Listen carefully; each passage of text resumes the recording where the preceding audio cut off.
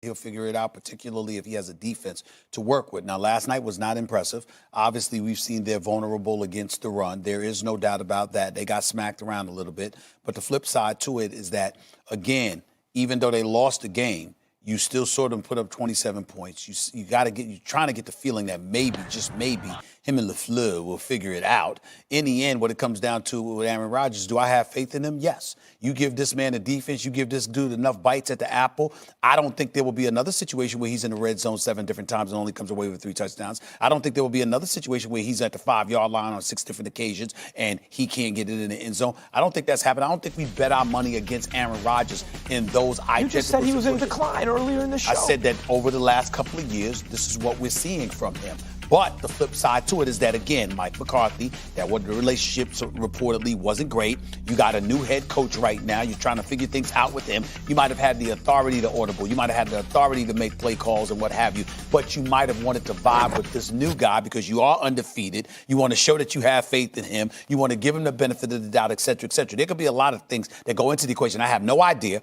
But I'm saying these are plausible things to conjure up. And as a result, if you look at the rest of the NFC, yeah, we got Dallas. I understand that. We got the Eagles. That can't be ignored. It was a damn good game last night. It wasn't a blowout. Chicago, Mitchell Trubisky's a question mark. Minnesota, Kirk Cousins is a question mark. Drew Brees is hurt. Matt Ryan and the Atlanta Falcons are a question mark. Well. The Rams with Todd Gurley, that's a question mark. Seattle just lost last week. That's a question mark. Don't tell me that Green Bay isn't a Super Bowl contender in the NFC. It's very, very possible. We don't know who the hell's coming out of that conference. There's a strict formula that Green Bay has to follow if they want to be a Super Bowl contending team.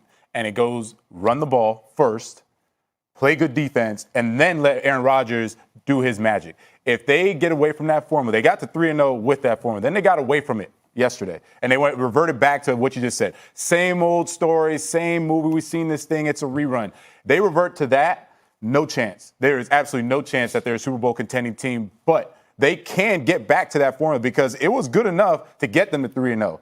They have to figure out how to stop the run. Now, particularly what they need to do is they need to stop going in dime. Dime is where they put a lot of secondaries on the field as opposed to linebackers.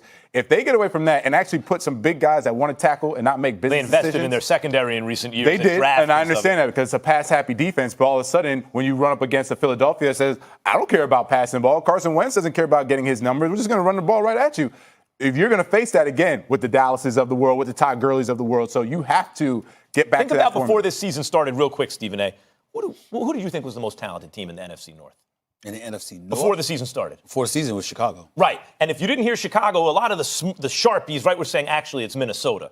No one was saying Green Bay in terms of most talent. Because we didn't think they had a defense. But as usual, we were like, but are they on the outskirts of the Super Bowl scene? Yeah, because of Aaron Rodgers. It's the same old thing. And you just said he's in decline, and he has not looked the same in the last about year and a half. I said he's looked in decline the last year and a half. Else. I ain't going to say it is because he can just wreak havoc. And let me tell you what the difference is now, too. And I know it's not the NFC, but we always thought, but Aaron Rodgers can do things no one has ever been able to do. Except now there's Patrick Mahomes who can do every single thing and maybe more than Aaron Rodgers at his best.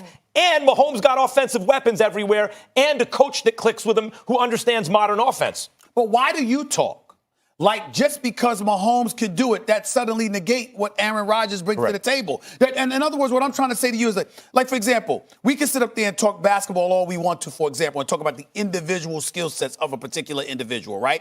And how that individual can propel you to new heights. Football is a different ball game, as you know a hell of a lot better than all of us.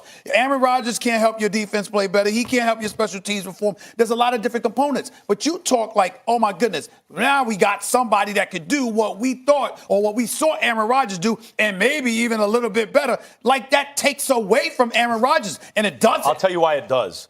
Because the real reason, like, boil it down, why we think the Pack has a chance is because he can do things no one else can but do. Max, but actually, there's someone else. Who beat Minnesota and who beat Chicago? Sure.